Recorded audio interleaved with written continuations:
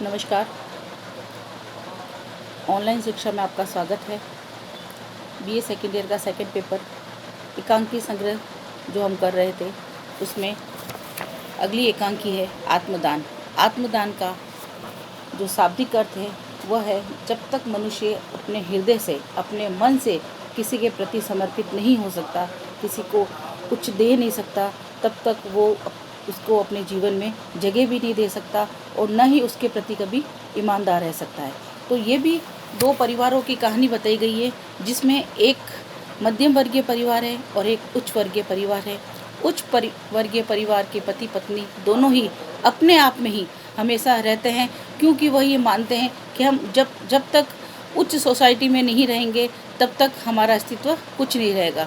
और उस उच्चता को दिखाने के लिए ही वह एक दूसरे के प्रति कभी समर्पण का भाव भी नहीं रखते। क्योंकि पत्नी ये चाहती है कि मैं क्लब में बैठकर अपने दोस्तों के साथ खेलती हूँ, तभी मेरी जो उच्चता है वह बड़ी रहेगी, तभी मैं सोसाइटी में बड़ी कहलाऊंगी, तभी मैं पाश्चात्य के कारण अपने आप को अलग साबित कर सकूंगी। और उसके विपरीत पति भी ये चाहता है कि जब तक मैं अपने मित्र के साथ, जो कि एक स्त्री मित्र है, उसके साथ मैं बैडमिंटन खेलता हूँ, तभी मेरा जीवन सार्थक है और मेरे लिए घर पर उलझ के रहना सब कुछ नहीं है, जबकि बाहर अपना जीवन यापन करना सब कुछ है। वो उनके छोटे मोटे काम करना भी अपने आप में तोहिनता मानते हैं। उधर दूसरी तरफ जब मध्यम वर्गीय परिवार दोनों आपसी स्नेह से, आपसी मेल मिलाप से एक दूसरे के कार्य करते हुए रहते हैं, तो उनका जीवन भी बड़ा सुखमय चलता है। और इसी प्रकार जब एक दिन मध्यम वर्गीय परिवार के पुरुष का जब सिर दर्द होता है और वो बाम के बहाने उच्च वर्गीय परिवार में आती है, तो वो कहती है कि थोड़ी देर मेरे पास बैठकर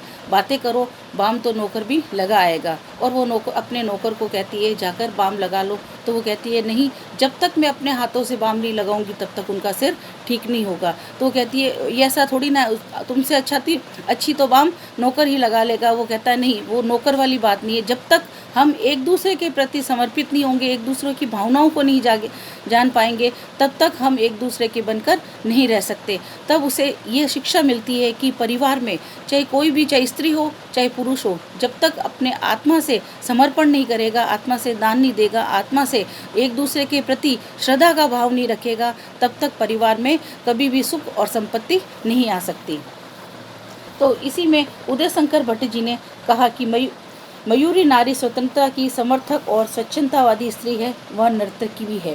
क्लबों में असली नृत्य करना, धनवान व्यक्तियों को अपने रूप और प्रेम जाल में फंसाकर उसे धन ऐंठना उसका पेशा है। एकांकी के धनी पात्र विश्वेश्वर से उसकी घनिष्ठ मित्रता है।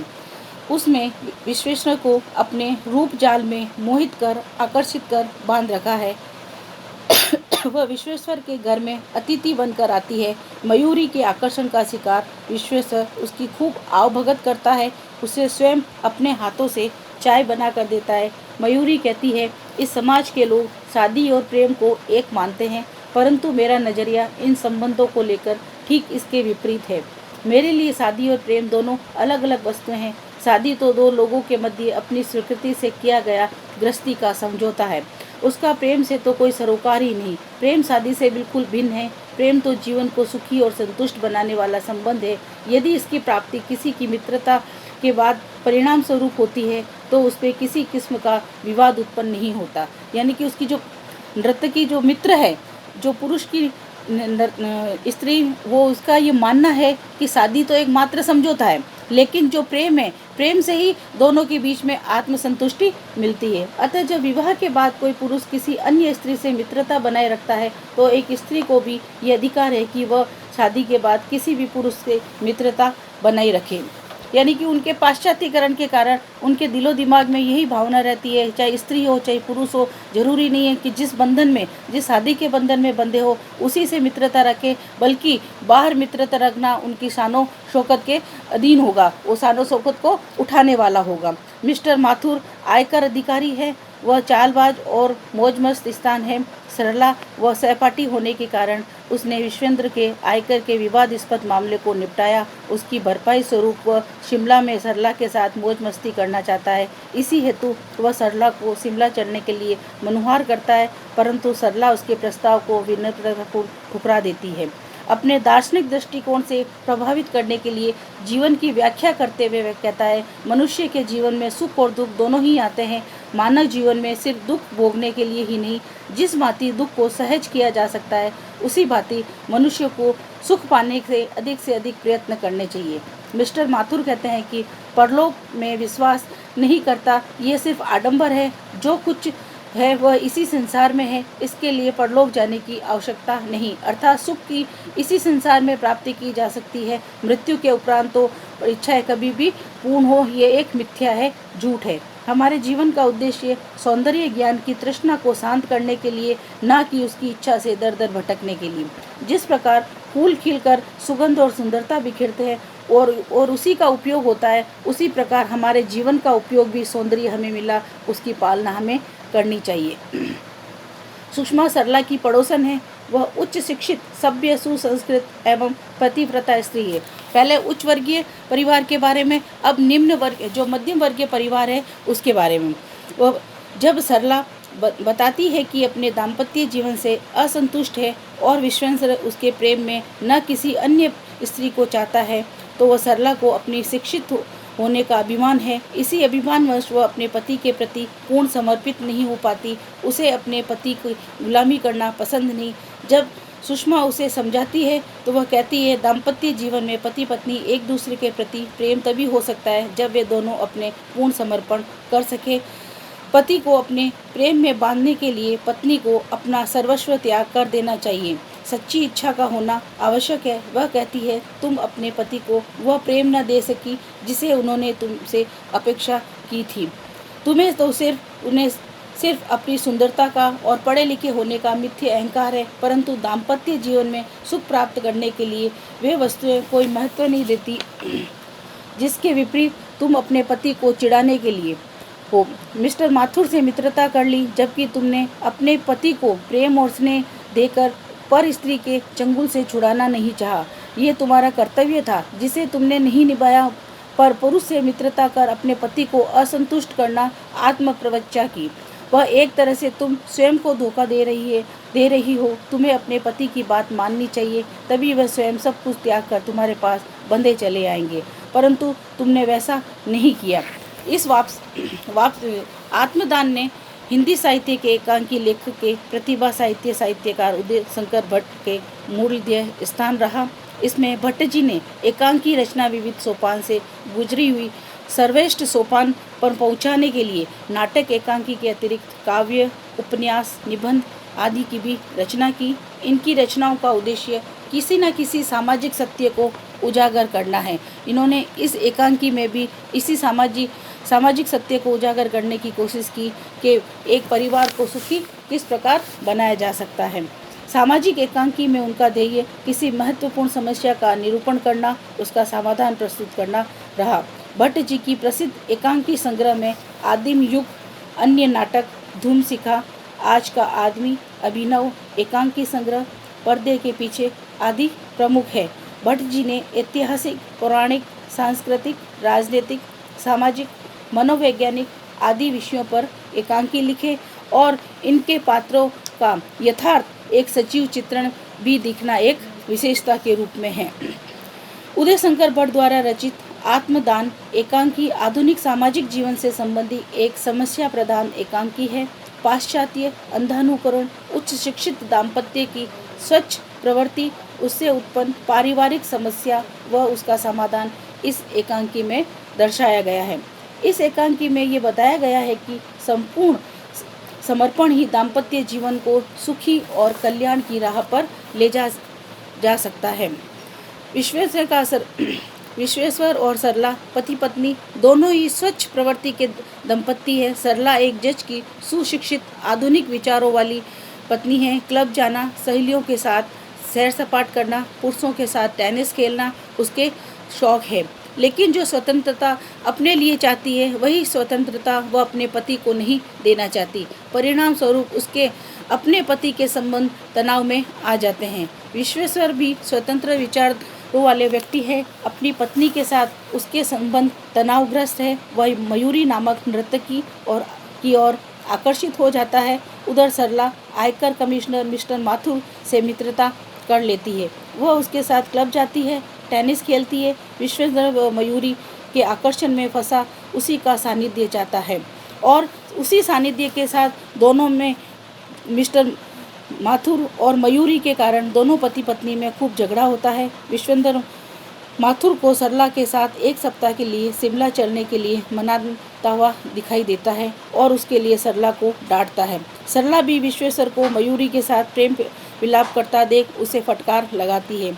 इन तनावग्रस्त दंपति की आदर्श और सुशिक्षित पड़ोसन सुषमा है। सुषमा के द्वारा ही सरला को अपने सुखद दाम्पत्य का मूल मंत्र मिलता है। उसे सुषमा द्वारा ही ये पता चलता है कि वह एक दूसरे के प्रति समर्पण भाव लाकर सुखद दाम्पत्य की कसौटी कैसे खरी उतारी जा सकती है। जब माथुर सरला से शिमला चलने का आग्रह करने लगता है तो वह बड़ी विनम्रता से उन्हें आग्रह को अस्वीकार कर देती है। जब विश्वेश्वर सरला और माथुर को एक साथ देखता है तो क्रोधित होकर मयूरी के पास क्लब में चला जाता है। धूर्त और चालबाज मयूरी विश्वेश्वर को अत्यधिक शराब पिलाकर जायदाद के जरूरी कागजात, घड़ी, फाउंटेन पेन छीन लेती है। बेहोशी की हालत में जब विश्वेश्वर घर आता है तो थोड़ी देर बाद उसे होश आता है और मयूरी की वास्तविकता से उसका परिचय होता है। तब उसे अपनी भूल का एहसास होता है। उधर सरला और सुषमा द्वारा अपनी गलती का अनुभव होता है। तब दोनों ही पति पत्नी एक दूसरे से क्षमा मांगते हैं और इस प्रकार आत्मदान द्वारा दोनों एक दूसरे के प्रेम के अधिकारी बन जाते हैं। एकांकी के कथानक की घटना चक्र रोचक आरोह अवरोह और कौतूहल से उत्पन्न है। आगे से आगे एकांकी में ये एकांकी कथानक जरूर दर्शाता है कि रोचकता किस तरह लाई जा सकती है। पाठक के मन में ये रहता है कि अब आगे क्या होने वाला है और अंत में मयूरी के विश्वासघात पर चरम उत्कर्ष तक पहुंचकर विश्वेश्वर के प्रायश्चित पर समाप्त हो जाता है। आत्मदान एकांकी में पात्र विश्वेंद्र, सरला, मयूरी, सुषमा, मिस्टर माथुर और नौकर मोहन ये सभी मुख्य पात्र के रूप में हैं। आधुनिकीकरण से प्रभावित उच्च शिक्षा, स्वच्छंद जीवन जीने की अभ्यस्त पति पत्नी विश्वेंद्र और सरला दोनों एक दूसरे से असंतुष्ट दिखाई देते हैं और दोनों ही विश्वेंद्र मिल मालिक है, वह स्वच्छ विचारधारा वाले हैं और मयूरी नाम की नर्तकी पर आकर्षित होती है। सरला स्वच्छंद विचार वाली उच्च शिक्षित महिला के रूप में अपने आप में अभिमान करती हुई दिखाई देने वाली पात्र के रूप में है। सुषमा भी उच्च शिक्षित, सुसंस्कृत, सरल स्वभाव और पतिव्रता स्त्री है। वह अपनी थीसिस लिख रही है। उच्च शिक्षित होने पर भी वह उसमें तनिक भी अभिमान नहीं। उसके पति कॉलेज में प्रोफेसर है। जब वे थक कर घर आते हैं तो उसके हर कार्य में हाथ बटाती है। उसके लिखने आदि के कार्य में बखूबी करती है, जबकि स्वयं उसके पास भी कार्य की अधिकता है, परंतु वह कभी भी स्वयं अपने कार्य की अधिकता जाहिर नहीं करती। जब उसके पति के सिर में दर्द होता है और बाम की शीशी टूटी होने के कारण वह सरला से बाम लेने जाती है तो बाम लेकर जाना चाहती है, क्योंकि वह स्वयं ही अपने पति के सिर पर बाम की मालिश करना चाहती है। लेकिन सरला उसे कुछ देर रुकने के लिए कहती है और अपने नौकर से बाम लगाने के लिए भेजती है। सुषमा नौकर को कई हिदायतें देकर अपने पति के पास जाने देती है। इस प्रकार सुषमा अपने पति के प्रति पूर्ण समर्पित है। इस प्रकार दोनों स्त्रियां एकदम विपरीत स्वभाव की है। एक पति की उपेक्षा करती है तो दूसरे पति के प्रति पूर्ण समर्पित भाव। वह पति की हर कठिनाई को हल करने में लगी रहती है, जबकि सरला हर क्षण अपने पति को अपमानित करती है और वह तुच्छ समझती है। सुषमा सरला को समर्पण और आत्मदान को महत्वता समझाती है, जिसे समझकर सरला और सुषमा की तरह बनने का प्रयास करती है। और मयूरी नर्तकी है और उसका कार्य यही है कि धनी व्यक्तियों को अपनी सुंदरता की जाल में फंसाना और उसे बाद में लूटना। इसीलिए विश्वेश्वर को भी अपने सुंदरता की जाल में फंसाती है और बाद में उसका सब कुछ हड़प कर उसे बेहोशी की हालत में घर भेज देती है। मिस्टर माथुर सरला का सहपाठी है। वह आयकर विभाग का अधिकारी है और उसके कार्य करने के कारण वो उसे अपने साथ चलने कर और उसके साथ ऐशो आराम की ज़िंदगी बिताने के लिए